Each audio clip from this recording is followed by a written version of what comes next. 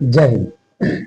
एक समय था जब आतंक पाकिस्तान का सबसे बड़ा ताकत हुआ करता था, लेकिन आज वही आतंक पाकिस्तान के गर्दन में बंधा हुआ सबसे बड़ा पत्थर है। बेचारे पाकिस्तानियों की समस्या ये नहीं है कि वो आतंकवाद को बंद कैसे करें, बल्कि समस्या ये है कि उन्होंने अगर आतंकवाद बंद किया तो उनके पास बचेगा क्या।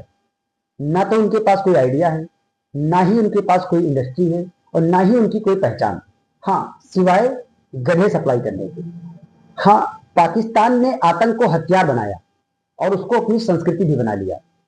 हम इस्लामिक दुनिया के लीडर हैं, ऐसा पाकिस्तान कहता है, लेकिन भीख मांगने के मामले में यह बताना भूल जाता है। पाकिस्तान लगभग आईएमएफ से हर साल लोन लेता है और ठीक से उसकी ईएमआई तक नहीं भर पाता है।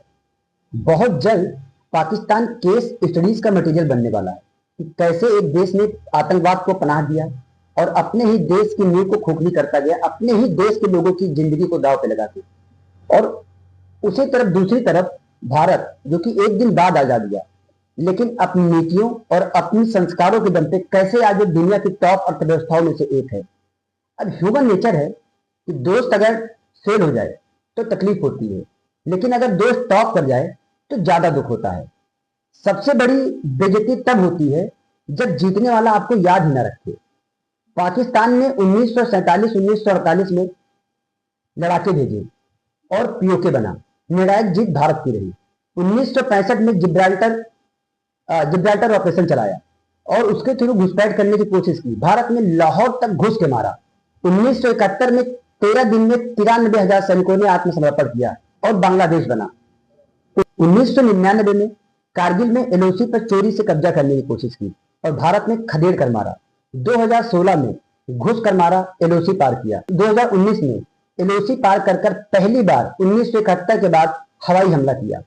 अब भारत आगे इसलिए नहीं बढ़ रहा था कि भारत पाकिस्तान को हरा रहा था, बल्कि भारत आगे इसलिए बढ़ रहा था क्योंकि वो पाकिस्तान को साइड कर रहा था, क्योंकि हर बार मार के छोड़ दे रहा था, पूरी तरीके से खत्म करने में इंटरेस्टेड नहीं हो रहा था। वरना शायद 1999 में ही पाकिस्तान भारत के नक्शे, दुनिया के नक्शे से ही हट जाता।